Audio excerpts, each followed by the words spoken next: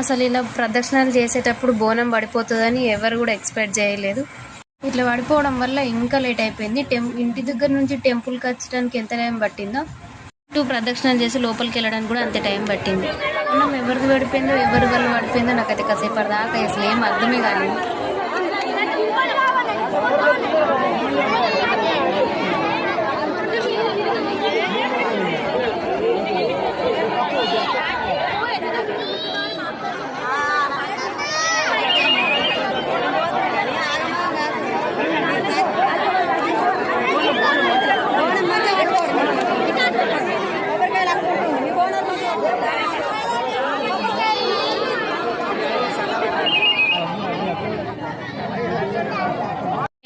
బోనం ఎత్తుకొని ప్రదర్శనలు నేను చెప్తున్నా. ఇక్కడ వీళ్ళ పనుల్లో వీళ్ళు ఉన్నారు. మా ఇద్దరు బాబాయిల జేబు కాల్ చేసేసారు వీళ్ళు.